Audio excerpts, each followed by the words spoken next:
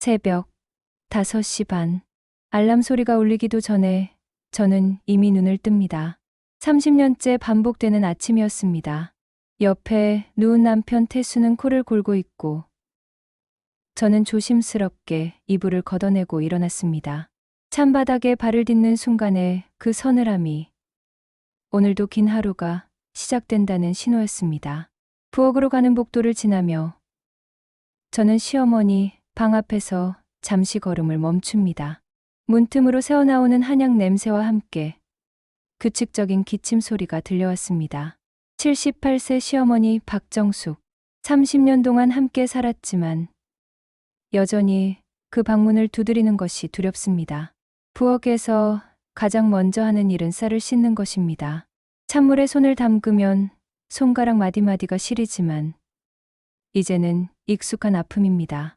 시어머니는 밥알이 조금이라도 설익으면 바로 아십니다. 은희야, 오늘 밥이 질다는 그 한마디에 제 하루는 무너져 버리곤 했으니까요. 밥을 안 치고 된장찌개를 끓이고 시금치, 나물을 무치고 계란말이를 부치는 동안 저는 계속 시계를 봅니다. 7시 정각까지 시어머니 방 앞에 아침상을 놓아야 합니다. 딱 7시 1분이라도 늦으면 시어머니는 며느리가 게을러졌나 하시며 혀를 차시곤 했습니다. 6시 50분. 따끈한 밥과 김이 모락모락 나는 된장찌개. 정성스럽게 무친 나물들을 소반에 담았습니다. 거울을 보니 머리가 흐트러져 있어 급히 빗으로 쓸어 넘기고 앞치마에 얼룩을 손으로 털어냈습니다. 시어머니 앞에 설 때는 항상 단정해야 한다고 배웠습니다. 7시 정각. 시어머니 방문 앞에 소반을 내려놓고 저는 조심스럽게 문을 두드렸습니다. 어머님, 아침 드세요. 안에서 기침 소리가 들리더니 시어머니의 낮고 쉰 목소리가 들려왔습니다. 거기 놓고 가. 들어오지 말라는 뜻입니다. 30년 동안 한 번도 들어와서 같이 먹자고 하신 적이 없으십니다. 저는 문 앞에 상을 놓고 복도 끝에 서서 기다렸습니다. 시어머니가 문을 열고 상을 들고 들어가실 때까지 저는 항상 이렇게 서서 기다립니다. 혹시 상이 무겁지는 않으신지, 머머지시지는 않으신지 확인하기 위해서입니다. 5분쯤 지났을까요? 방문이 삐걱 열리고 시어머니가 나오셨습니다.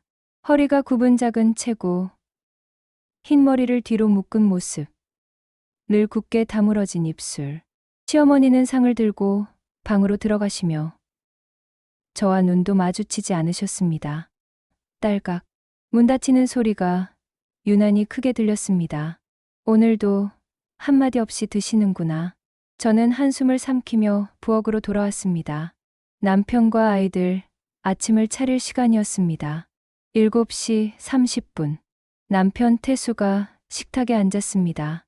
신문을 펼쳐보며 밥을 입에 넣는 그의 모습은 기계적이었습니다. 30년을 함께 살았지만 아침 식사 중에 남편과 대화를 나눠본 기억이 별로 없습니다. 여보, 오늘 저녁엔 일찍 들어와요. 지원이가 주말에 온대요. 응. 짧은 대답이 전부였습니다. 남편은 여전히 신문에서 눈을 떼지 않았습니다. 저는 남편 옆에 앉아 밥을 먹으며 문득 시어머니 방을 바라봤습니다. 닫힌 문. 그 너머에서 혼자 밥을 드시는 시어머니를 상상하니 가슴 한구석이 답답해졌습니다. 어머님은 지금 무슨 생각을 하고 계실까? 그런 생각을 하는 저 자신이 우스웠습니다. 30년 동안 저를 차갑게 대하신 분인데 왜 저는 항상 어머님 마음을 궁금해하는 걸까요? 남편이 회사에 가고 조용해진 집 안에서 저는 설거지를 시작했습니다. 따뜻한 물에 손을 담그고 그릇을 닦으며 저는 창밖을 바라봤습니다. 아파트 단지 안놀이터에서 아이들이 뛰어노는 모습이 보였습니다. 젊은 엄마들이 벤치에 앉아 수다를 떨고 있었습니다. 나도 저렇게 편하게 웃어본 게 언제였을까? 설거지를 마치고 걸레로 부엌 바닥을 닦고 거실을 청소하고 빨래를 돌리는 동안 시어머니 방에서는 계속 기침 소리가 들려왔습니다. 요즘 들어 기침이 잦아지신 것 같습니다. 병원에 가시라고 말씀드렸지만 시어머니는 괜찮다는 말씀만 반복하십니다. 오후 3시. 시어머니 방문 앞에 간식상을 놓았습니다. 약과와 따뜻한 율무차 한 잔. 시어머니가 좋아하시는 것들입니다. 저는 문을 두드렸습니다. 어머님, 간식 드세요. 알았어. 여전히 쉰 목소리였습니다. 오늘따라 목소리에 힘이 없으신 것 같았습니다. 저는 잠시 망설이다가 조심스럽게 물었습니다. 어머님, 괜찮으세요?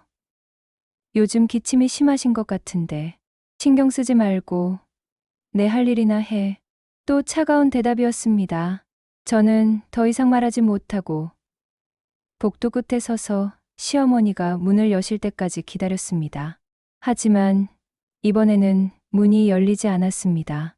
10분을 기다려도 15분을 기다려도 문은 꼭 닫혀 있었습니다.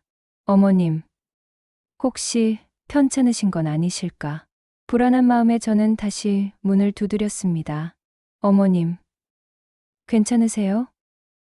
나중에 먹을게. 그냥 놔둬. 목소리가 평소보다 더 약하게 들렸습니다.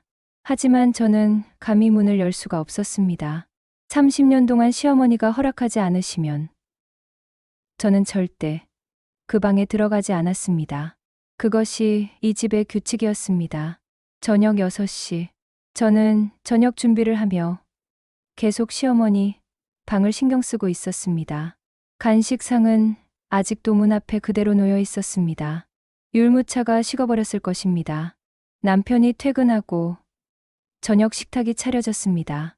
시어머니께도 저녁상을 준비해 방문 앞에 놓았습니다. 이번에는 좀 더 푸짐하게 차렸습니다. 어머님이 좋아하시는 갈치조림도 따로 만들었습니다. 어머님, 저녁 드세요.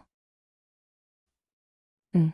짧은 대답과 함께 잠시 후 문이 열렸습니다.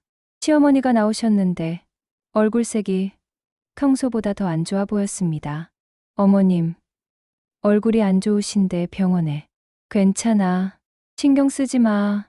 시어머니는 상을 들고 방으로 들어가시며 여전히 저와 눈을 마주치지 않으셨습니다. 저녁, 식사 시간. 남편과 함께 밥을 먹는데 시어머니 방에서 숟가락 소리가 들려왔습니다. 혼자 드시는 소리. 30년 동안 시어머니는 항상 방에서 혼자 식사를 하셨습니다. 처음에는 이상했지만 이제는 익숙해졌습니다. 식사를 마치고 설거지를 하는데 시어머니 방문이 열렸습니다. 시어머니가 빈 상을 들고 나오셨습니다. 저는 얼른 앞치마에 손을 닦고 달려가 상을 받아들었습니다. 제가 치울게요, 어머님. 시어머니는 상을 건네주시며 제 얼굴을 잠깐 보셨습니다. 그리고 작은 목소리로 말씀하셨습니다. 은희야. 네, 어머님. 요즘 국이 싱거워. 그 한마디였습니다. 순간 제 손에 들린 상이 덜컥 흔들렸습니다. 국그릇이 기울며 국물이 조금 쏟아졌습니다. 저는 황급히 상을 바로 잡으며 대답했습니다. 죄송해요, 어머님. 다음부터 간을 더 맞출게요. 알았어. 시어머니는 방으로 돌아가시며 문을 닫으셨습니다. 딸깍. 문 닫히는 소리가 또 크게 들렸습니다. 저는 그 자리에 서서 상을 들고 있었습니다. 국물이 조금 쏟아진 상을 보며 눈물이 핑 돌았습니다. 국이 싱겁다고. 또 그 말씀이시네. 부엌으로 돌아와 상을 내려놓고 저는 싱크대에 손을 짚었습니다. 깊은 한숨이 절로 나왔습니다. 30년을 함께 살았는데 어머님께 칭찬 한 번 제대로 들어본 적이 없네. 항상 뭔가 부족하다는 말씀만 하시지. 정말이지. 이 집에서 내가 뭐란 말인가. 30년을 헌신했는데 왜 저는 항상 부족한 며느리일까요? 설거지를 하며 흘리는 눈물을 저는 수돗물 소리에 묻혔습니다. 창밖은 어느새 어두워지고 아파트 불빛들이 하나씩 켜지고 있었습니다. 다른 집들은 다 따뜻해 보이는데 왜 우리 집만 이렇게 차가운 걸까요? 그날 밤, 잠자리에 들며 저는 천장을 바라봤습니다. 옆에서 남편은 이미 잠들었고, 복도 너머 시어머니 방에서는 또 기침 소리가 들려왔습니다. 내일도 똑같은 하루겠지. 어머님은 또 저를 차갑게 대하시고, 저는 또 상처받고, 눈을 감았지만 잠은 쉽게 오지 않았습니다. 30년째 반복되는 냉정 같은 일상. 언제쯤 이 차가운 공기가 따뜻해질 수 있을까요? 그날 밤은 유난히 길었습니다. 새벽 3시쯤 되었을까요? 저는 화장실에 가려고 일어났다가 복도에서 이상한 소리를 들었습니다. 시어머니 방에서 들려오는 뭔가 삐걱거리는 소리, 그리고 이어진 작은 신음소리. 어머님? 저는 조심스럽게 시어머니 방으로 다가갔습니다. 문틈으로 불빛이 새어나오고 있었습니다. 어머님은 밤에 항상 조명을 켜두고 주무십니다. 어두운 게 무서우시다고 하셨던 기억이 났습니다. 어머님, 괜찮으세요? 대답이 없었습니다. 저는 가슴이 철렁 내려앉는 것을 느꼈습니다. 30년 동안 허락 없이 열어본 적 없는 그 방문을 저는 떨리는 손으로 조심스럽게 열었습니다. 그리고 본 광경에 저는 비명을 질렀습니다. 어머님, 시어머니가 화장실로 가시려다 쓰러져 계셨습니다. 바닥에 누운 채 한쪽 입이 살짝 비틀어진 모습으로 저를 바라보고 계셨습니다. 눈빛에는 두려움이 가득했습니다. 여보, 여보, 빨리 와요. 저는 남편을 깨우며 119에 전화를 걸었습니다. 손이 너무 떨려서 번호를 제대로 누르기도 힘들었습니다. 네, 119입니다. 저희 시어머니가 쓰러지셨어요. 말씀도 못 하시고 얼굴이 한쪽으로 돌아가신 것 같아요. 중풍 증상일 수 있습니다. 지금 바로 출동하겠습니다. 주소 말씀해 주세요. 전화를 끊고 저는 시어머니 곁에 무릎을 꿇고 앉았습니다. 어머님의 손은 차갑게 식어 있었습니다. 저는 그 손을 꼭 잡았습니다.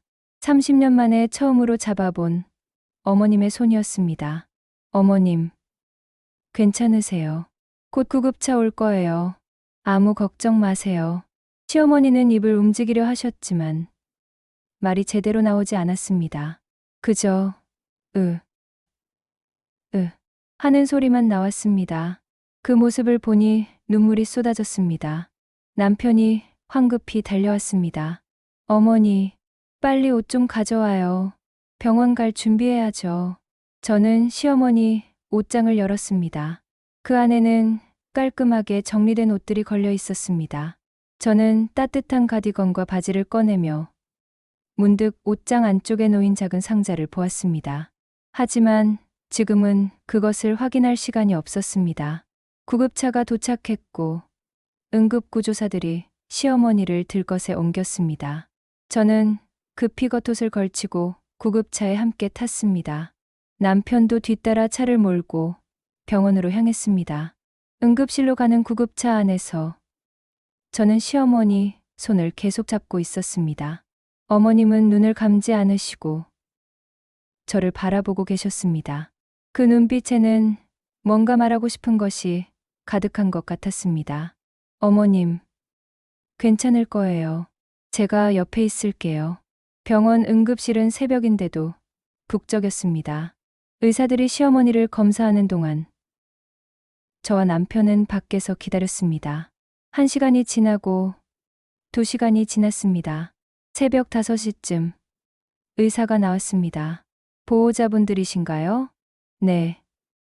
저는 며느리고 이쪽은 아들입니다. 뇌졸중, 즉 중풍으로 보입니다. 다행히 빨리 발견하셨지만 상태가 심각합니다. 당분간 입원 치료가 필요하고 최소 몇 주는 병원에 계셔야 할 것 같습니다. 남편의 얼굴이 창백해졌습니다. 그럼 어머니가 제대로 회복하실 수 있나요? 최선을 다하겠습니다만 나이가 있으셔서 완전한 회복은 어려울 수 있습니다. 지금은 안정이 가장 중요합니다. 의사가 돌아가고 남편이 시계를 보며 말했습니다. 여보, 미안한데 오늘 회사에 중요한 회의가 있어. 이사 승진 관련된 회의거든. 여기는 당신이 좀 맡아줄 수 있어? 저는 남편을 바라봤습니다. 시어머니가 응급실에 누워 계신 이 순간에 회사 회의가 더 중요한 걸까요? 여보, 어머님이 지금 위독하신데. 알아. 하지만 이 회의를 놓치면 승진이 물 건너가. 당신이 더 잘 챙기잖아. 나 대신 여기 있어줘. 저녁에 올게. 남편은 제 대답도 기다리지 않고 병원을 나갔습니다. 저는 그 뒷모습을 바라보며 허탈하게 웃었습니다. 30년 동안 일했지. 중요한 순간에 남편은 항상 없었어. 저는 시어머니가 계신 경실로 들어갔습니다. 산소 마스크를 쓰고 누워 계신 어머님의 모습이 너무 작아 보였습니다. 저는 침대 옆 의자에 앉자 어머님 손을 잡았습니다. 어머님, 저 은희예요. 제가 옆에 있을게요. 아무 걱정 마세요. 시어머니는 눈을 뜨고 저를 보셨습니다. 그리고 입술을 움직이려 하셨습니다. 뭔가 말하고 싶으신 것 같았지만 말이 나오지 않았습니다. 저는 어머님 손을 꼭 쥐며 말했습니다. 말씀 안 하셔도 돼요. 그냥 푹 쉬세요. 그날 하루 종일 저는 병원에 있었습니다. 간호사들이 시어머니를 돌보는 것을 지켜보고 의사가 올 때마다 상태를 물었습니다. 점심때가 되자 배가 고팠지만 병원을 떠날 수가 없었습니다. 오후 2시쯤 병원 행정실에서 연락이 왔습니다. 입원 수속을 위해 환자의 신분증과 보험 관련 서류가 필요하다고 했습니다. 저는 난감했습니다. 시어머니 방을 함부로 뒤진 적이 없었기에 어디에 무엇이 있는지 몰랐습니다. 제가 집에 다녀와야 할 것 같아요. 잠깐만, 자리 비워도 될까요? 간호사가 고개를 끄덕였습니다. 네. 지금은 안정적이시니 괜찮으세요. 급한 일 있으면 전화 드릴게요. 저는 서둘러 집으로 향했습니다. 텅 빈 집은 이상하게 조용했습니다. 시어머니가 안 계신 집이 이렇게 쓸쓸할 줄은 몰랐습니다. 시어머니 방문을 열었습니다. 30년 동안 멀리서만 보던 그 방 안으로 들어가는 것은 금단의 영역을 침범하는 것 같았습니다. 한약 냄새가 가득한 방, 단정하게 정리된 이불, 작은 책상 위에 놓인 돋보기와 성경책. 저는 옷장을 열었습니다. 서류를 찾기 위해서였습니다. 옷장 선반을 뒤지다가 저는 오래된 상자 하나를 발견했습니다. 호기심에 열어보니 그 안에는 오래된 사진들이 가득했습니다.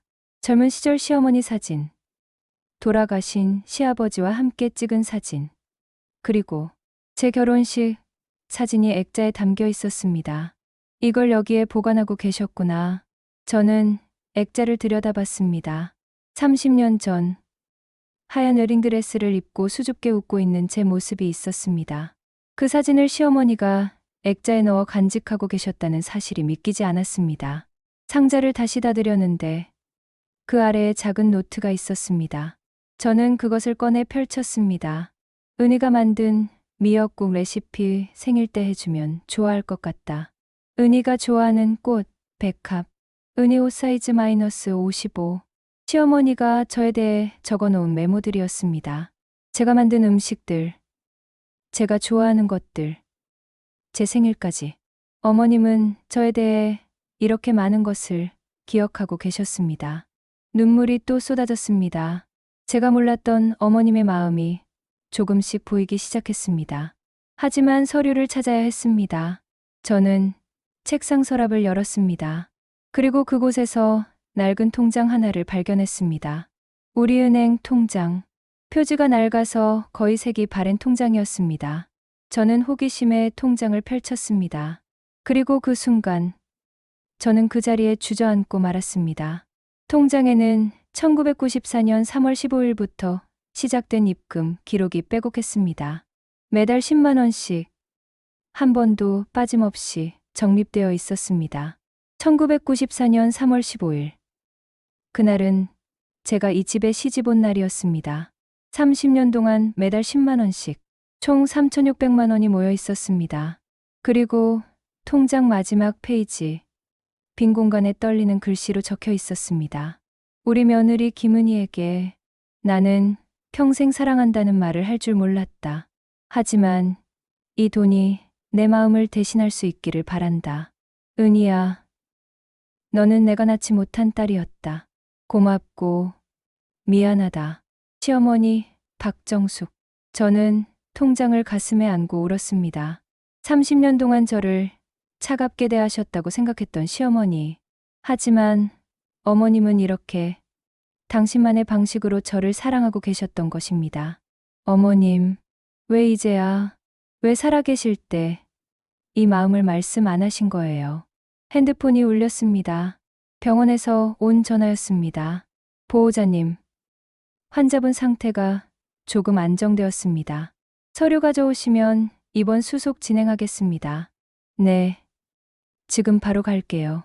저는 통장을 가방에 넣고 필요한 서류들을 챙겨 병원으로 돌아왔습니다. 병실로 들어가니 시어머니는 여전히 눈을 감고 누워 계셨습니다. 저는 침대 옆에 앉자 어머님 손을 잡았습니다. 그리고 조용히 속삭였습니다. 어머님, 통장 봤어요. 30년 동안 저를 위해 모아주신 거 봤어요. 왜 말씀 안 하셨어요? 왜? 시어머니의 손가락이 미세하게 움직였습니다. 제 손을 꼭 쥐려는 듯한 움직임이었습니다. 그날 밤, 저는 병실에서 잠을 청했습니다. 보호자 의자에 앉아 어머님 손을 잡은 채로 30년 만에 처음으로 저는 시어머니와 이렇게 가까이 있었습니다. 그리고 깨달았습니다. 어쩌면 저도 어머님도 서로의 마음을 제대로 전하지 못했던 것은 아닐까요? 병원에서의 사흘째 아침이었습니다. 저는 어머님 곁을 지키며 병원과 집을 오갔습니다. 남편은 회사 일로 바쁘다며 저녁에만 잠깐 들렀다가 갔고, 아이들은 각자의 일정이 있다며 주말에 온다고 했습니다. 결국 어머님 곁에는 제가 혼자였습니다. 하지만 이상했습니다. 30년 동안 어머님과 단둘이 있는 것이 불편하고 두려웠는데 지금은 전혀 그렇지 않았습니다. 오히려 어머님 곁에 있으면 마음이 편했습니다. 아침 일찍 저는 집에 들러 간단히 씻고 옷을 갈아입었습니다. 그리고 다시 어머님 방에 들어갔습니다. 통장을 발견한 뒤로 저는 어머님 방이 새롭게 보였습니다. 책상 위에 놓인 성경책을 펼쳐봤습니다. 군데군데 밑줄이 그어진 구절들이 있었습니다. 사랑은 오래 참고 사랑은 온유하며 모든 것을 참으며 모든 것을 믿으며 모든 것을 바라며 모든 것을 견디느니라. 그 옆에 작은 글씨로 적혀 있었습니다.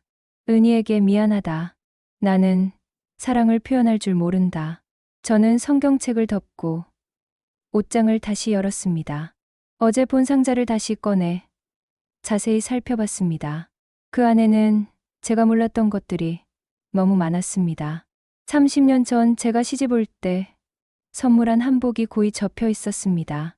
당시 시어머니는 취향도 모르고라며 차갑게 받으셨던 그 한복. 하지만 어머님은 그것을 이렇게 소중히 보관하고 계셨습니다. 한복을 꺼내보니 그 안에서 작은 쪽지가 떨어졌습니다. 은희가 처음으로 준 선물. 너무 예쁘지만 아까워서 못 입겠다. 며느리 마음이 이렇게 고마운데 나는 왜 고맙다는 말을 못했을까? 눈물이 또 쏟아졌습니다. 어머님, 그때 한마디만 해주셨어도 제가 얼마나 기뻤을까요? 저는 한복을 다시 곱게 접어넣고 서랍을 계속 살폈습니다. 그리고 작은 노트 하나를 더 발견했습니다. 펼쳐보니 일기장이었습니다. 시어머니의 일기. 저는 떨리는 손으로 첫 페이지를 펼쳤습니다. 1994년 3월 15일. 오늘 은희가 우리 집에 왔다. 얼굴이 하얗고 마른 아이다. 걱정이 된다. 이 집 며느리 노릇이 얼마나 힘든데 저 약한 아이가 견딜 수 있을까? 나는 며느리 시절 너무 힘들어서 가출까지 했었다. 은희에게는 그런 고생을 시키고 싶지 않다. 하지만 어떻게 도와줘야 할지 모르겠다. 나는 사랑을 표현하는 법을 배운 적이 없다. 저는 다음 페이지를 넘겼습니다. 1995년 8월 3일. 오늘 은희가 미역국을 끓였다. 내 생일을 기억하고 있었다. 아무도 내 생일을 챙겨주지 않는데 며느리가 챙겨줬다. 고맙다고 말하고 싶었는데 국이 짜다고만 했다. 왜 나는 항상 이런 식으로밖에 말을 못할까? 은희 얼굴이 금방 어두워졌다. 상처를 준 것 같다. 미안하다. 은희야. 2000년 12월 25일. 크리스마스다. 은희가 온 가족 선물을 준비했다. 나한테는 따뜻한 목도리를 줬다. 빨간색이다. 예쁘다. 하지만 나는 이런 거 필요 없다고 했다. 은희가 서운해하는 표정을 봤다. 밤에 혼자 목도리를 둘러보고 거울을 봤다. 정말 예쁘다. 은희야. 정말 고맙다. 하지만 나는 이 말을 너에게 할 용기가 없다. 2010년 5월 8일. 어버이날이다. 은희가 카네이션을 달아줬다. 어머님, 건강하세요라고 했다. 나는 괜찮다고만 했다. 사실 너무 기쁘다. 20년 가까이 며느리로 살아온 은희. 한 번도 불평 없이 항상 웃으며 이 집을 지켜왔다. 나는 단 한 번도 수고했다고 말한 적이 없다. 미안하다. 은희야. 일기장을 읽을수록 제 눈에서는 눈물이 멈추지 않았습니다. 어머님, 이런 마음을 품고 계셨다면 왜 단 한 번도 말씀 안 하셨어요? 마지막 페이지에는 며칠 전 날짜가 적혀 있었습니다. 2024년 10월 15일. 요즘 몸이 많이 안 좋다. 기침도 심하고 어지럽다. 병원에 가야 할 것 같은데 은희가 걱정할까봐 말을 못하겠다. 통장을 다시 확인했다. 30년 동안 모은 돈이 3,600만 원이 됐다. 은희에게 주고 싶다. 이 돈으로 은희가 하고 싶은 거 했으면 좋겠다. 30년 동안 이 집만 지키느라 은희는 자신을 위한 삶을 살지 못했다. 미안하다. 그리고 고맙다. 내가 낳지 못한 딸. 은희야. 저는 일기장을 덮고 한참을 그 자리에 앉아 있었습니다. 30년 동안 저는 시어머니가 저를 미워한다고 생각했습니다. 차가운 말투, 끊임없는 지적, 한 번도 들어보지 못한 칭찬. 하지만 어머님은 당신만의 방식으로 서툴게나마 저를 사랑하고 계셨던 것입니다. 왜 이제 알게 된 걸까요? 어머님이 깨어나시면 제가 꼭 말씀드려야겠어요. 어머님도 사랑한다고. 핸드폰이 울렸습니다. 딸 지원이었습니다. 엄마, 나 지금 병원 가는 중이야. 10분 후에 도착해. 그래, 조심히 와. 저는 일기장과 통장을 가방에 넣고 서둘러 병원으로 향했습니다. 병실에 도착하니 지원이 먼저 와 있었습니다. 할머니 침대 옆에 서서 할머니를 바라보는 딸의 얼굴이 심각했습니다. 엄마, 할머니 상태 어때?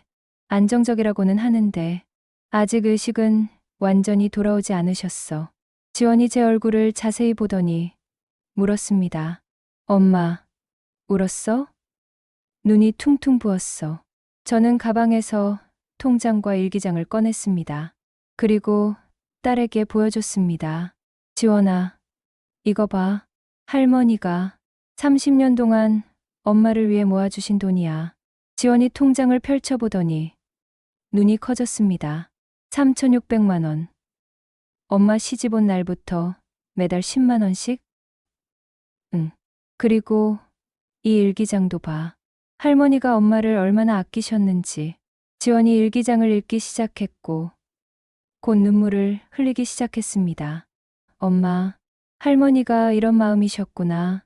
나는 할머니가 엄마한테 그냥 냉정한 줄만 알았어. 엄마도 몰랐어. 어머님이 이렇게 마음을 숨기고 계셨는지. 모녀는 할머니 침대 앞에서 한참을 울었습니다. 그때 할머니의 손가락이 미세하게 움직였습니다. 저는 얼른 할머니 손을 잡았습니다. 어머님, 어머님. 저 은희예요. 들리세요? 할머니의 눈꺼풀이 천천히 열렸습니다. 흐릿한 눈빛으로 저를 바라보시는 할머니. 저는 할머니 손을 꼭 쥐며 말했습니다. 어머님, 통장 봤어요. 일기장도 봤어요. 어머님 마음, 이제 알았어요. 30년 동안 어머님이 저를 이렇게 사랑하셨다는 걸. 미안해요, 어머님. 제가 몰라서. 그리고 고마워요. 정말 고마워요. 할머니의 눈에서 눈물 한 방울이 흘러내렸습니다. 입술이 떨리며 뭔가 말하려고 하셨습니다. 은희야. 희미하지만 분명히 제 이름을 부르신 것이었습니다. 네, 어머님. 저 여기 있어요. 미안. 아니에요, 어머님. 미안한 건 제예요. 어머님 마음도 모르고 서운해하기만 했어요. 할머니가 제 손을 약하게 쥐었습니다. 그리고 다시 눈을 감으셨습니다. 의사가 들어와 할머니를 살피더니 안심하라는 듯 말했습니다. 좋은 신호입니다. 의식이 조금씩 돌아오고 계세요. 계속 말을 걸어주시고 손을 잡아주세요. 환자분께 큰 힘이 될 겁니다. 지원이 제 어깨에 손을 올리며 말했습니다. 엄마, 할머니 괜찮으실 거야. 그리고 엄마, 평생 이 집만 지키느라 고생 많았어. 나는 그걸 당연하게 생각했던 것 같아. 미안해. 아니야. 지원아, 엄마는 괜찮아. 아니야. 엄마는 30년 동안 며느리로만 살았잖아. 엄마, 자신을 위한 시간은 없었어. 할머니가 깨어나시면 엄마도 엄마가 하고 싶은 거 하면서 살아. 딸의 말에 저는 또 눈물이 났습니다. 하지만 이번에는 슬픈 눈물이 아니었습니다. 그래, 어머님이 깨어나시면 이제는 서로의 마음을 제대로 나눠야겠어. 30년 동안 못한 말들을 다 해야겠어. 일주일이 지났습니다. 시어머니는 조금씩 회복하고 계셨지만 아직 말씀을 제대로 하시지는 못했습니다. 하지만 눈빛만으로도 저는 어머님의 마음을 알 수 있게 되었습니다. 저는 매일 병원과 집을 오가며 어머님을 간호했습니다. 아침에는 어머님이 좋아하시는 미음을 끓여와 드렸고, 낮에는 책을 읽어드렸고, 저녁에는 손을 잡고 앉아 있었습니다. 그러던 어느 날, 딸 지원이 병원에 왔을 때 조심스럽게 말했습니다. 엄마, 요양원 알아봤어? 저는 깜짝 놀라 딸을 바라봤습니다. 요양원? 그게 무슨 소리야? 엄마, 할머니 이 상태로는 집에서 돌보기 힘들어. 전문적인 간호가 필요하잖아. 그리고 엄마가 30년 동안 할머니 모셨으면 됐어. 이제 엄마도 좀 쉬어야지. 순간 제 얼굴이 화끈거렸습니다. 30년 동안 한 번도 딸에게 화를 낸 적이 없었지만 이번만큼은 참을 수 없었습니다. 김지원, 저의 큰 목소리의 딸이 놀라 저를 바라봤습니다. 엄마가 할머니를 요양원에 보내? 그게 무슨 말이니? 할머니가 30년 동안 엄마를 위해 뭘 하셨는지 알면서 그런 말을 해? 엄마, 그게 아니라 할머니가 엄마한테 평생 어떻게 하셨는데 엄마가 그렇게까지 헌신해야 해? 저는 가방에서 통장을 꺼내 딸 앞에 내밀었습니다. 이거 봐. 할머니가 엄마를 위해 30년 동안 모아주신 돈이야. 그리고 일기장도 있어. 할머니가 엄마를 얼마나 사랑하셨는지 단지 표현을 못 하셨을 뿐이야. 지원이 통장을 받아들고 조용히 펼쳐봤습니다. 그리고 일기장도 천천히 읽기 시작했습니다. 긴 침묵이 흘렀습니다. 지원의 눈에서 눈물이 흘러내렸습니다. 엄마, 미안해. 나는 할머니가 그냥 꼰대인 줄만 알았어. 엄마를 괴롭히기만 하는 줄 알았어. 할머니도 할머니 나름대로 며느리 시절이 있으셨어. 그땐 더 힘드셨대. 그래서 엄마한테는 그런 고생을 시키지 않으려고 일부러 강하게 키우려고 하신 거야. 그럼 할머니는 엄마를 미워한 게 아니었구나. 응. 오히려 너무 아끼셔서 걱정하셔서 그러신 거였어. 단지 사랑을 표현하는 법을 모르셨을 뿐이야. 지원이 저를 꼭 안았습니다. 엄마, 미안해. 그리고 엄마가 정말 대단해. 30년 동안 참고 견디면서 이 가족을 지켜온 거잖아. 아니야. 엄마도 잘못한 게 많아. 할머니 마음을 제대로 읽지 못했어. 그날부터 지원이는 할머니 간병에 적극적으로 참여하기 시작했습니다. 주말마다 병원에 와서 할머니를 돌봤고, 할머니와 손을 잡고 이야기를 나눴습니다. 할머니, 저 지원이에요. 할머니, 미안해요. 제가 할머니를 오해했어요. 할머니가 엄마를 얼마나 사랑하시는지 이제 알았어요. 할머니는 지원이를 보며 미소를 지으려 하셨습니다. 비록 얼굴 한쪽이 마비되어 제대로 웃으실 순 없었지만 눈빛만으로도 그 마음이 전해졌습니다. 2주일째 되던 날, 저와 지원이는 시어머니 방을 본격적으로 정리하기로 했습니다. 퇴원하실 날을 대비해서였습니다. 엄마, 이 서랍 열어봐도 돼? 응. 천천히 정리하자. 우리는 어머님의 물건들을 하나하나 살폈습니다. 그리고 그 과정에서 30년간 몰랐던 진실들을 계속 발견했습니다. 서랍 속에는 제가 만든 음식 레시피가 꼼꼼히 적힌 노트가 있었습니다. 은희의 갈치조림 간장 3큰술, 고춧가루 2큰술, 마늘 1큰술. 정말 맛있다. 은희의 된장찌개에 애호박을 넣으면 더 구수하다. 우리 며느리는 요리를 정말 잘한다. 제가 만든 모든 음식을 어머님은 이렇게 기록하고 계셨습니다. 엄마, 할머니가 엄마 요리를 이렇게 좋아하셨대. 그랬구나. 엄마는 한 번도 맛있다는 말씀을 들어본 적이 없어서 할머니가 안 좋아하시는 줄만 알았어. 또 다른 서랍에는 손자 손녀 사진들이 가득했습니다. 지원이와 동생 민준이의 어린 시절 사진들. 할머니는 그 사진들을 액자에 넣어 서랍에 소중히 보관하고 계셨습니다. 우와, 이건 내가 초등학교 때 사진이다. 할머니가 이걸 간직하고 계셨구나. 할머니는 너희들을 정말 많이 사랑하셨어. 단지 표현을 못 하셨을 뿐이야. 옷장 깊은 곳에서는 제가 어버이날마다 드렸던 카네이션들이 말라서 보관되어 있었습니다. 30년 동안 단 하나도 버리지 않으시고 모두 모아두셨던 것입니다. 엄마, 이거 봐. 할머니가 엄마가 준 카네이션을 다 모아두셨어. 저는 말라버린 카네이션들을 보며 또 눈물이 났습니다. 어머님, 이렇게 소중히 간직하셨으면서 왜 단 한 번도 고맙다는 말씀을 안 하신 거예요? 그때 현관문이 열리는 소리가 들렸습니다. 남편 태수가 퇴근한 모양이었습니다. 여보, 나왔어. 저와 지원이는 거실로 나갔습니다. 남편이 소파에 앉으며 물었습니다. 어머니 상태는 어때? 조금씩 좋아지고 계세요. 며칠 후면 퇴원하실 수 있을 것 같아요. 그래? 다행이네. 그런데 여보, 남편이 조심스럽게 말을 이었습니다. 어머니 통장 이야기 들었어. 며느리한테 3,600만 원을 준다는 거. 저는 남편을 바라봤습니다. 남편의 표정이 영 불편해 보였습니다. 왜 어머니가 며느리한테 그런 큰 돈을? 우리 가족 모두가 나눠야 하는 거 아니야? 순간 제 머릿속이 하얗게 변했습니다. 30년을 함께 산 남편이 지금 뭐라고 한 걸까요? 지원이가 먼저 화를 냈습니다. 아빠, 그게 무슨 말이에요? 할머니가 30년 동안 엄마를 위해 모아주신 돈인데, 그래도 어머니 재산이면 법적으로 자식들이 상속받는 거 아니야? 저는 남편을 똑바로 바라보며 말했습니다. 여보, 당신은 30년 동안 제가 이 집에서 어떻게 살았는지 알아요?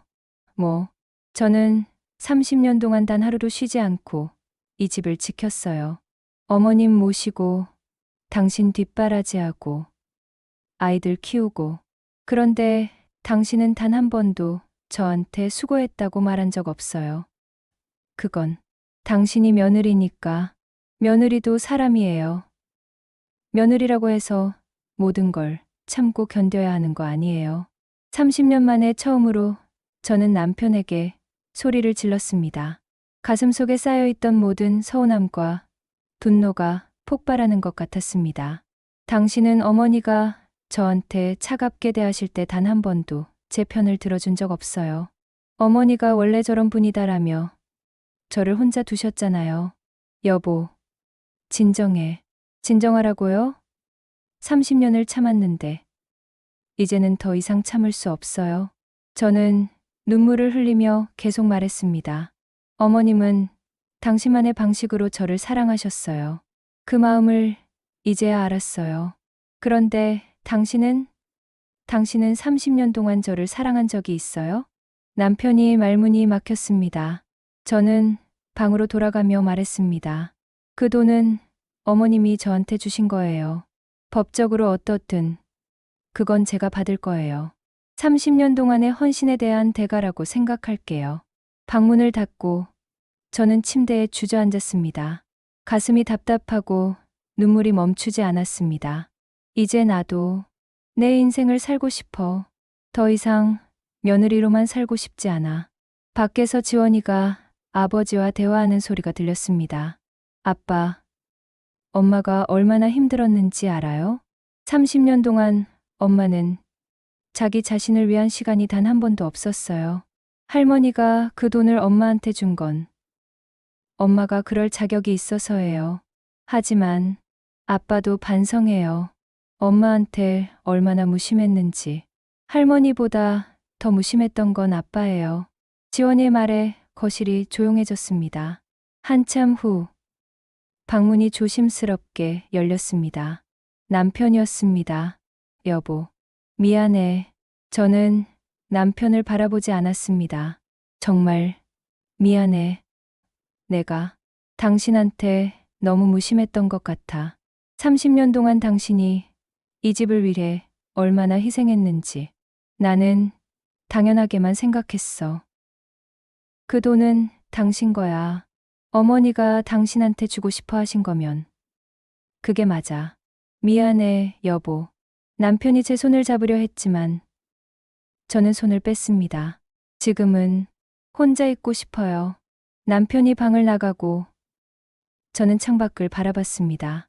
밤하늘에는 별이 총총했습니다. 어머님, 이제 어떻게 해야 할까요? 저도 이제는 제 인생을 살아도 될까요? 그날 밤 저는 잠들기 전에 어머님 일기장을 다시 펼쳤습니다. 그리고 마지막 페이지를 읽었습니다. 은희야, 이 돈으로 내가 하고 싶은 거 다 해라. 30년 동안 이 집만 지키느라 고생했다. 이제는 너를 위한 삶을 살아라. 그게 내 마지막 소원이다. 눈물이 또 흘렀습니다. 하지만 이번에는 조금 다른 눈물이었습니다. 슬픔보다는 용기가 생기는 눈물이었습니다. 네, 어머님.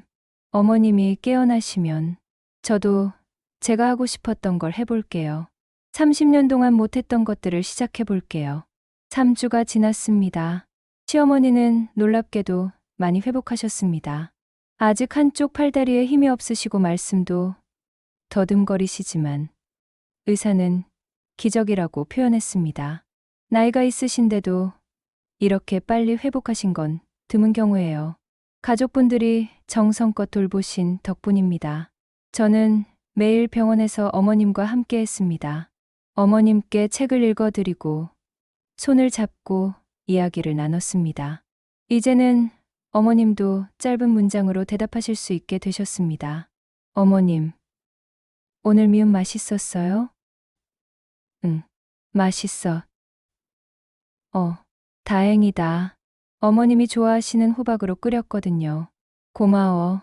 은희야.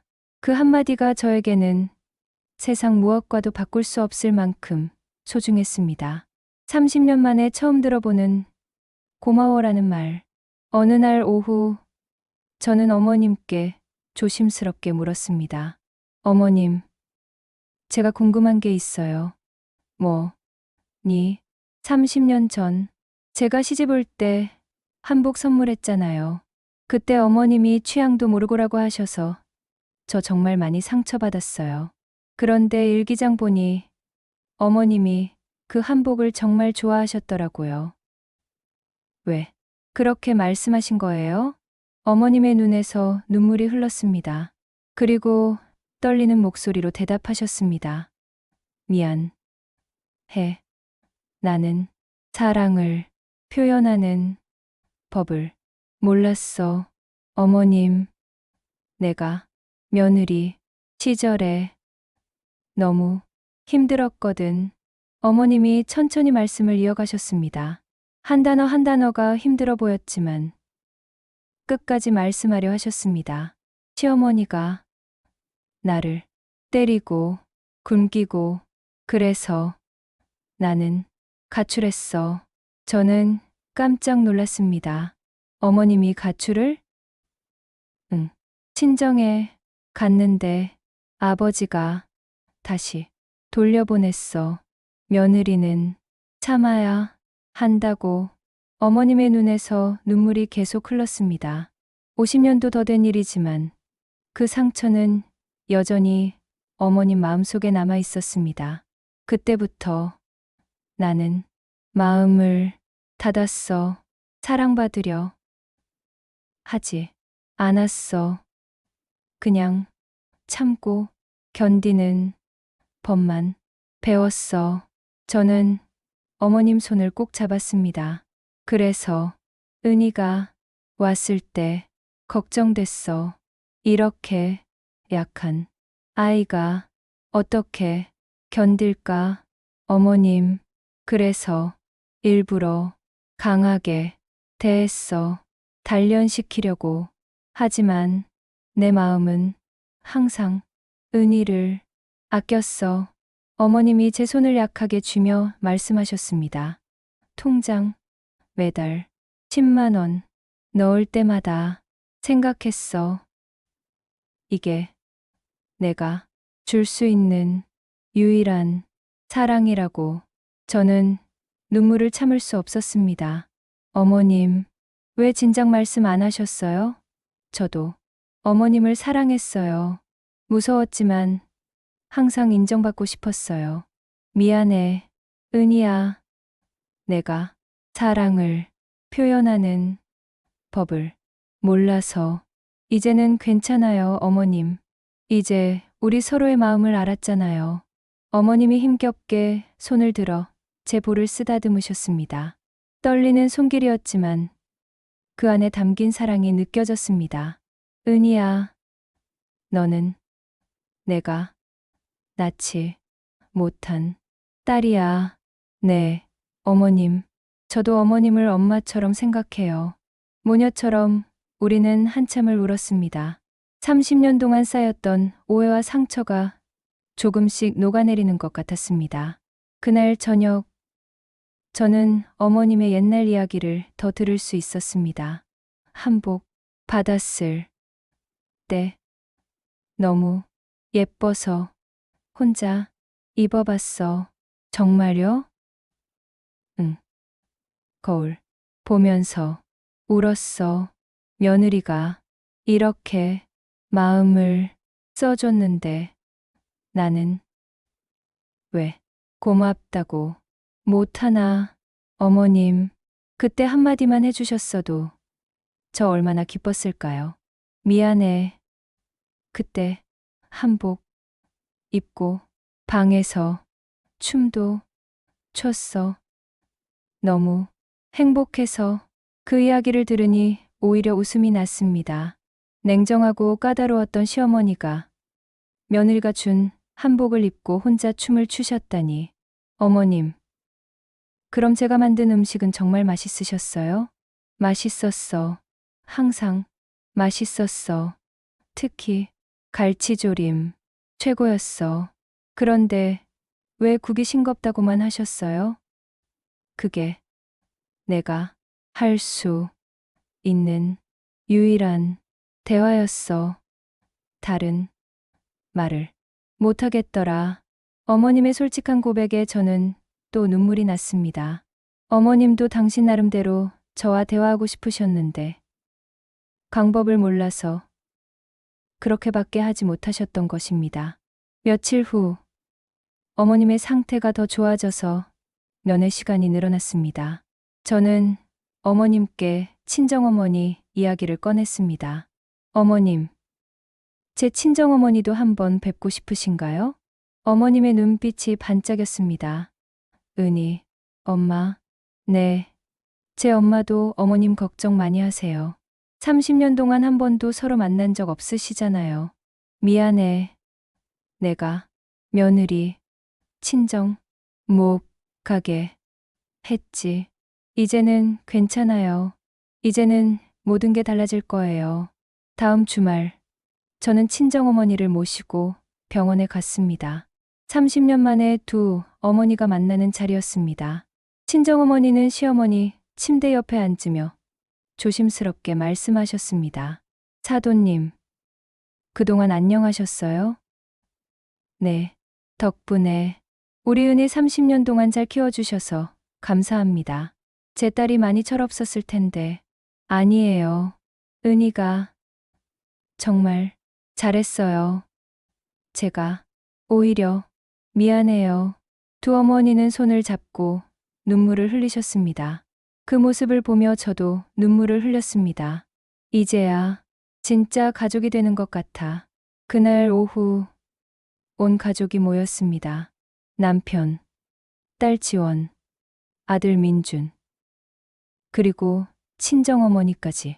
시어머니는 모두를 바라보시며 힘들게 말씀하셨습니다. 미안해요. 내가 사랑을 제대로 못해서. 특히 은희에게. 남편 태수가 어머니 손을 잡으며 말했습니다. 어머니, 저도 반성했어요. 30년 동안 은희를 너무 당연하게 생각했어요. 어머니가 은희를 사랑하신 것처럼 저도 이제부터 은희를 제대로 사랑하겠습니다. 딸 지원이도 할머니께 말했습니다. 할머니, 사랑해요. 그리고 할머니가 엄마를 사랑하신 것처럼 저도 엄마를 더 사랑할게요. 아들 민준이도 평소답지 않게 진지하게 말했습니다. 할머니, 그동안 무관심해서 죄송해요. 앞으로는 자주 찾아뵐게요. 시어머니는 모두를 바라보시며 눈물을 흘리셨습니다. 그리고 저를 보시며 말씀하셨습니다. 은희야, 통장 다 내 거야. 내가 하고 싶은 거 다 해. 어머님, 나는 내가 행복했으면 좋겠어. 30년 고생했으니까. 저는 어머님을 꼭 안았습니다. 30년 만에 처음으로 어머님을 안아보는 것이었습니다. 작고 마른 어머님의 몸이 제 품에 안겼습니다. 어머님, 저도 사랑해요. 정말 사랑해요. 나도 사랑해. 은희야. 그 순간 병실 안에 있던 모든 사람들이 눈물을 흘렸습니다. 30년 동안 쌓였던 오해와 상처가 완전히 치유되는 순간이었습니다. 시어머니가 퇴원하신 지 일주일이 지났습니다. 집으로 돌아오신 어머님은 여전히 거동이 불편하셨지만 매일 조금씩 좋아지고 계셨습니다. 저는 어머님 방을 따뜻하게 꾸며드렸고 하루에도 몇 번씩 들어가 말벗이 되어드렸습니다. 30년 동안 한 번도 편하게 대화해 본 적 없던 시어머니와 이제는 친구처럼 이야기를 나눴습니다. 어머님, 오늘 날씨 좋죠? 창문 좀 열어드릴까요? 그래, 고마워. 은희야, 어머님, 점심 뭐 드시고 싶으세요? 제가 뭐든 만들어 드릴게요. 은희가 만드는 거 다 좋아. 이런 대화가 저에게는 너무나 소중했습니다. 30년을 기다려서 얻은 행복이었습니다. 하지만 평온한 일상은 오래가지 못했습니다.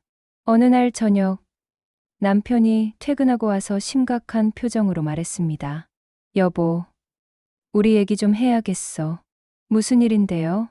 남편은 소파에 앉으며 한숨을 쉬었습니다. 회사에서 구조조정이 있을 것 같아. 내가 대상자 명단에 올라갔대. 저는 깜짝 놀랐습니다. 구조조정이요? 갑자기 왜요? 회사 사정이 안 좋아. 그리고 솔직히 말하면 내가 최근 몇 달 동안 일에 집중을 못했어. 어머니 일 때문에 회의도 많이 빠지고. 그건 어쩔 수 없었잖아요. 알아. 하지만 회사는 그런 거 안 봐줘. 그래서 그 돈 말이야. 남편이 조심스럽게 말을 이었습니다. 어머니가 당신한테 준 그 통장. 혹시 우리가 좀 쓸 수 있을까? 저는 남편을 바라봤습니다. 무슨 말씀이세요? 구조조정 당하면 당장 수입이 끊겨. 당분간 생활비가 필요해. 그리고 재취업하려면 시간도 걸리고. 그래도 그건 어머님이 저한테 여보, 우리 가족이잖아. 가족이 어려울 때 서로 도와야지. 저는 말문이 막혔습니다. 남편의 말이 틀린 건 아니었습니다. 하지만 바로 그때 아들 민준이가 거실로 나왔습니다. 아빠, 나도 할 말 있어. 뭔데? 나 유학하고 싶어. 미국에 있는 대학원에 합격했는데 등록금이 필요해. 남편이 놀라며 물었습니다. 유학, 갑자기 돈이 얼마나 드는데? 첫 해 등록금이 5천만 원 정도. 그리고 생활비까지 포함하면. 저는 아들을 바라봤습니다. 민준아, 유학은 좋은데 그 돈을 어디서? 할머니가 엄마한테 준 돈 있잖아. 그거 좀 쓰면 안 돼? 순간 저는 숨이 막히는 것 같았습니다. 민준아, 그건 엄마, 어차피 가족 돈이잖아. 내가 유학 다녀와서 좋은 직장 잡으면 나중에 다 갚을게. 남편도 거들었습니다. 그래, 여보. 우리 둘 다 돈이 필요한 상황이야. 어머니도 가족을 위해 모으신 거 아니겠어? 저는 두 사람을 번갈아 보며 말했습니다. 당신들 정말 그렇게 생각해요? 뭐가? 그 돈이 가족을 위한 거라고? 아니에요. 어머님이 나를 위해 30년 동안 모아주신 거예요. 은희를 위해서요. 가족을 위해서가 아니라. 제 목소리가 점점 커졌습니다. 30년 동안 저는 이 집을 위해 살았어요. 나 자신을 위한 건 하나도 없었어요. 이제 어머님이 저를 위해 준비해 주신 돈까지 당신들이 가져가려고요? 남편이 난처한 표정으로 말했습니다. 여보, 그렇게 말하면 우리가 남 같아. 남이에요. 당신들은 저를 남처럼 대했어요. 30년 동안 당연하게 여겼잖아요. 바로 그때 시어머니 방문이 열렸습니다. 어머님이 지팡이의 의지에 간신히 나오셨습니다. 어머니, 왜 나오세요? 위험해요. 저는 급히 어머님을 부축했습니다. 어머님은 숨을 헐떡이시며 남편과 아들을 보셨습니다. 태수야, 민준아, 그 돈은 안 돼. 어머니, 은희, 것이야. 은희만을 위한 거야. 어머님이 제 손을 꼭 쥐시며 말씀하셨습니다. 은희야, 미안해. 내가 가족들을 잘못 키웠나 봐. 어머님, 아니에요. 남편이 어머니께 다가가며 말했습니다. 어머니, 저도 어머니 아들이잖아요. 그리고 민준이도 어머니 손자고요. 가족이 어려울 때 서로 도와야. 안 돼. 이건 은희 것. 30년 희생한 은희 것. 어머님이 숨을 힘들게 쉬시며 말씀을 이으셨습니다. 너희는 은희한테 뭘 해줬니? 당연하게만 여겼잖아. 남편의 얼굴이 굳어졌습니다. 그때 딸 지원이가 집에 들어왔습니다. 분위기가 심상치 않은 것을 감지하고 물었습니다. 무슨 일이야? 다들 왜 이래? 민준이가 설명했습니다. 할머니가 엄마한테 준 돈 있잖아. 그거 우리 가족이 좀 쓰자고 했는데. 지원이의 얼굴이 일그러졌습니다. 뭐, 너희들 정신 나갔어? 누나도 좀 이해해봐. 아빠는 구조조정 위기고 나는 유학 기회가. 그게 지금 중요해? 엄마가 30년 동안 얼마나 희생했는데. 지원이가 아버지를 향해 소리쳤습니다. 아빠, 정말 실망이에요. 할머니가 왜 그 돈을 엄마만을 위해 모으셨는지 몰라요? 엄마가 평생 이 집만 지키느라 자신을 위한 건 하나도 안 했잖아요. 지원아, 아빠도 어쩔 수 없어. 당장 생활비가. 그럼 아빠가 다른 방법을 찾아야죠. 엄마 돈을 가져가면 안 돼요. 가족들의 목소리가 점점 커졌습니다. 저는 그 한가운데서 어머님을 부축하고 서 있었습니다. 이게 가족인가? 30년을 함께 산 가족인데 돈 문제 앞에서는 이렇게 갈라서는 걸까요? 어머님이 숨을 헐떡이시더니 갑자기 몸을 가누지 못하셨습니다. 어머님, 저는 어머님을 부축했지만 어머님은 그대로 쓰러지셨습니다. 119, 빨리 119 불러요. 또다시 구급차가 왔고 어머님은 병원으로 실려갔습니다. 과도한 스트레스로 혈압이 급상승한 것이었습니다. 병원 대기실에서 의사의 말을 들었습니다. 지금 상태는 안정되었지만 환자분이 큰 스트레스를 받으신 것 같습니다. 뇌졸중을 겪으신 분이 이렇게 스트레스를 받으면 재발 위험이 있어요. 가족분들이 조심해 주셔야 합니다. 저는 남편과 아들을 돌아봤습니다. 만족해요? 어머님이 거의 돌아가실 뻔했어요. 남편이 죄송한 표정으로 말했습니다. 여보, 미안해. 미안하다고 다해요? 당신들은 정말 가족이에요? 저는 눈물을 흘리며 병실로 들어갔습니다. 어머님은 다시 산소 마스크를 쓰고 누워 계셨습니다. 어머님, 괜찮으세요? 제가 잘못했어요. 제가 가족들을 잘못 다뤄서. 어머님이 미세하게 고개를 저으셨습니다. 그리고 제 손을 약하게 쥐셨습니다. 그날 밤, 저는 병실에서 혼자 울었습니다. 30년 동안 지켜온 가족이 돈 앞에서 이렇게 쉽게 무너지는 것이 너무 슬펐습니다. 이제 어떻게 해야 하지? 어머님, 저 어떻게 하면 좋을까요? 하지만 어머님은 잠들어 계셨고 제 물음에 답해 주실 수 없었습니다. 사흘이 지났습니다. 시어머니는 다시 안정을 찾으셨지만 저는 마음의 안정을 찾을 수 없었습니다. 가족들과의 갈등이 너무 깊어진 것 같았습니다. 남편과 아들은 병원에 찾아와 사과했지만 저는 쉽게 받아들일 수 없었습니다. 여보, 정말 미안해. 내가 너무 이기적이었어. 엄마, 나도 잘못했어. 유학은 포기할게. 저는 대답 대신 어머님만 바라봤습니다. 그날 오후 딸 지원이가 병실에 왔을 때 저에게 조심스럽게 말했습니다. 엄마, 오늘 온 가족이 다 모이기로 했어.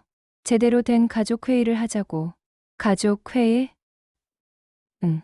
할머니 앞에서 우리 모두 진심을 이야기하는 거야.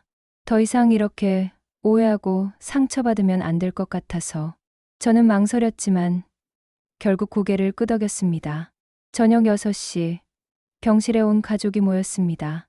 남편, 딸 지원, 아들 민준, 그리고 친정어머니까지.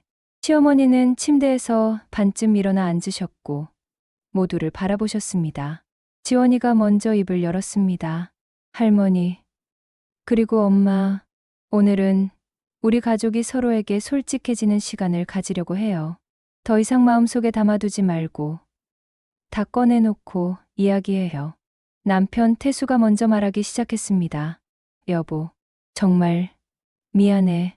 30년 동안 나는 당신을 너무 당연하게 여겼어.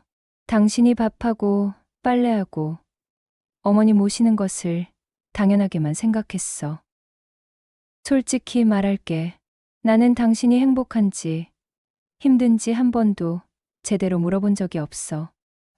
그냥 아내니까, 며느리니까 당연히 그렇게 사는 줄 알았어. 남편의 목소리가 떨렸습니다. 구조조정 이야기도 사실은 핑계였어. 내가 정말 원했던 건 당신이 가진 돈을 쓰고 싶어서가 아니라 그 돈이 내 것이 아니라는 게 서운했어. 어머니가 나한테는 그렇게 안 해주셨잖아. 저는 남편의 고백에 놀랐습니다. 어머니는 평생 나한테 엄격하셨어. 사랑한다는 말씀 한 번 안 하셨고. 그런데 며느리한테는 30년 동안 돈을 모아주셨잖아. 솔직히 질투가 났어. 시어머니가 아들을 보시며 눈물을 흘리셨습니다. 태수야, 미안해. 아니에요. 어머니, 제가 잘못 생각한 거예요. 어머니는 어머니 나름대로 저를 사랑하셨다는 거 이제 알아요. 단지 표현, 방식이 달랐을 뿐이에요. 남편이 제 손을 잡으며 말했습니다. 여보, 나는 이제부터 변할게. 당신을 당연하게 여기지 않을게. 당신이 하는 모든 일에 감사할게. 그리고 당신도 당신의 인생을 살았으면 좋겠어. 그 돈으로 당신이 하고 싶었던 거 다 해. 저는 남편의 손을 바라봤습니다. 30년 만에 처음으로 남편의 진심을 느낄 수 있었습니다. 이번에는 아들 민준이가 말했습니다. 엄마, 나도 할 말 있어. 나는 정말 나쁜 아들이었어. 엄마가 매일 밥 해주고, 빨래해주고, 내 방 청소해주는 거. 다 당연하게 생각했어. 민준이의 눈에 눈물이 맺혔습니다. 유학 이야기도 사실은 엄마 돈이 있으니까 쉽게 말한 거였어. 내가 번 돈으로 가려고 했으면 그렇게 쉽게 말 못했을 거야. 민준아, 미안해, 엄마. 나는 엄마 희생 위해서 편하게만 살았어. 이제부터는 내가 엄마 도와줄게. 유학은 안 갈게. 대신 취직해서 엄마한테 용돈 드릴게. 저는 아들을 바라보며 눈물을 흘렸습니다. 딸 지원이가 말했습니다. 엄마, 나도 미안해. 나는 엄마가 희생하는 걸 알면서도 모른 척했어. 할머니가 엄마를 괴롭힌다고만 생각했지. 엄마가 정말 어떤 마음인지는 물어보지 않았어. 지원아, 이제부터는 내가 엄마 편이 되어줄게. 엄마가 하고 싶은 거 있으면 다 해. 나도 도와줄게. 저는 두 자녀를 바라보며 가슴이 벅차올랐습니다. 그때 시어머니가 힘들게 말씀하셨습니다. 다들 고마워. 하지만 제일 미안한 건 나야. 모두가 어머님을 바라봤습니다. 나는 평생 사랑을 표현 못했어. 태수한테도 은희한테도 어머님의 눈에서 눈물이 흘렀습니다. 태수야, 너를 사랑했어. 항상 사랑했어. 하지만 엄하게 키워야 한다고 생각했어. 그게 아버지 교육 방식이었거든. 어머니, 미안해. 내가 외로웠을 거야. 어머니, 사랑 못 받아서. 어머님이 남편을 보시며 말씀하셨습니다. 그래도 너는 좋은 남편이 됐어. 아버지보다 훨씬 남편이 어머니 손을 잡았습니다. 어머니, 저도 사랑해요. 이제야 어머니 마음을 알았어요. 어머님이 이번에는 저를 보시며 말씀하셨습니다. 은희야, 너는 내가 평생 만난 사람 중에 제일 좋은 사람이야. 어머님, 30년 불평 없이 이 집 지켜줘서 고마워. 나는 너를 친딸처럼 사랑했어. 어머님이 가방을 가리키시며 말씀하셨습니다.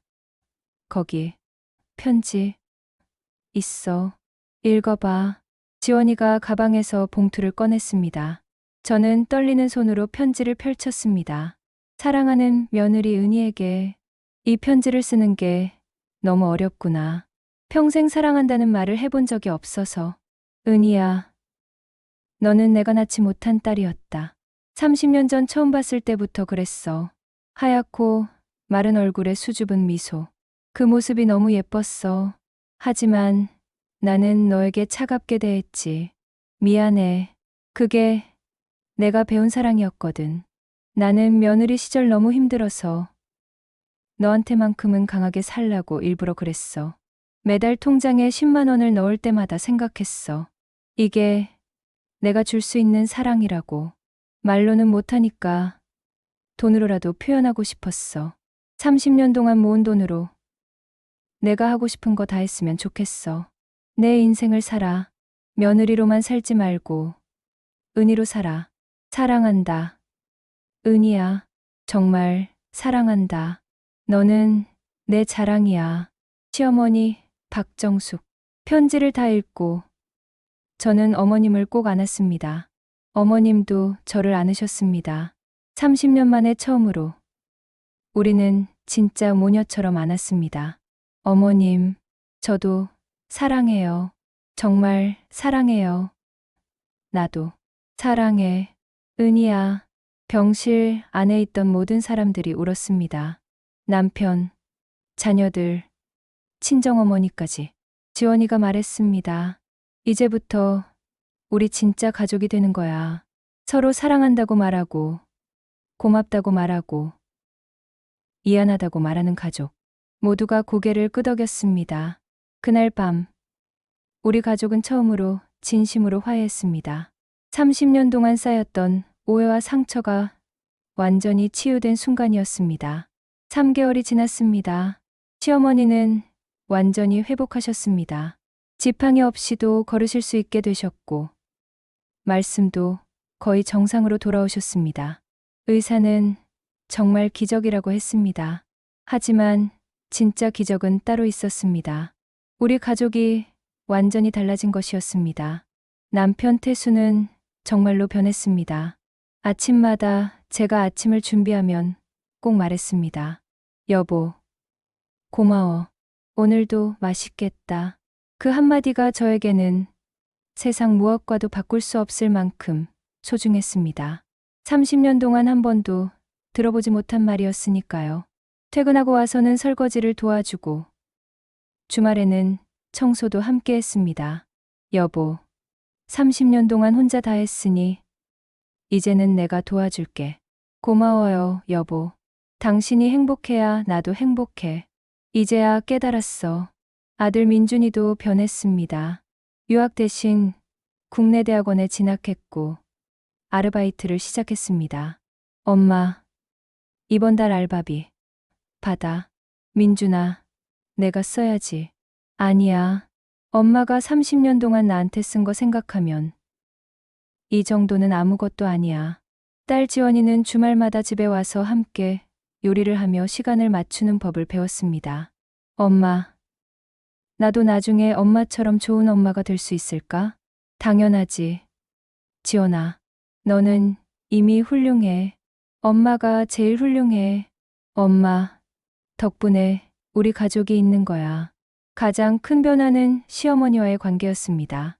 이제 어머님은 당신 방에서만 계시지 않았습니다.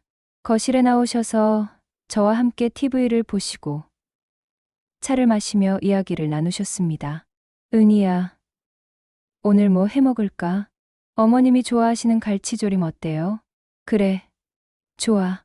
근데 이번엔 내가 도와줄게. 나도 요리하고 싶어. 어머님이 요리를요? 응. 30년 동안 내가 다 해줘서 고마웠는데 이제는 함께하고 싶어. 우리는 부엌에서 함께 요리를 했습니다. 어머님이 양념을 만드시는 동안 저는 생선을 손질했습니다. 마치 친구처럼, 모녀처럼. 은희야, 너 정말 요리 잘한다. 30년 동안 맛있는 거 먹어서 행복했어. 어머님, 이제야 그 말씀 들으니 너무 좋아요. 앞으로는 맨날 말해줄게. 고맙다고, 사랑한다고. 저는 어머님을 꼭 안았습니다. 그러던 어느 날, 저는 결심을 했습니다. 시어머니가 주신 그 돈으로 제 꿈을 이루기로 한 것입니다. 어머님, 저 사실 하고 싶은 게 있어요. 뭔데? 작은 반찬 가게를 하고 싶어요. 평생 요리하는 게 좋았거든요. 제 손으로 만든 음식을 이웃들에게 나눠주고 싶어요. 어머님의 눈이 반짝였습니다. 좋은 생각이야. 내 요리 실력이면 대박 날 거야. 하지만 돈이 많이 들 텐데. 바보야. 내가 30년 동안 모은 게 바로 이럴 때 쓰라고 모은 거야. 내 꿈을 이뤄. 남편도 적극적으로 찬성했습니다. 여보, 좋은 생각이야. 내가 주말마다 도와줄게. 장사 끝나면 같이 정리하고. 아이들도 응원해줬습니다. 엄마, 나도 주말마다 가게 도와줄게. 나도 홍보해줄게. SNS에 올리고. 한 달 후, 저는 집 근처에 작은 반찬 가게를 열었습니다. 가게 이름은 정숙이네 반찬이라고 지었습니다. 시어머니 이름을 딴 것이었습니다. 어머님, 가게 이름이 마음에 드세요? 응, 너무 좋아. 어머님은 눈물을 흘리셨습니다. 내 이름이 이렇게 예쁘게 쓸 줄은 몰랐어.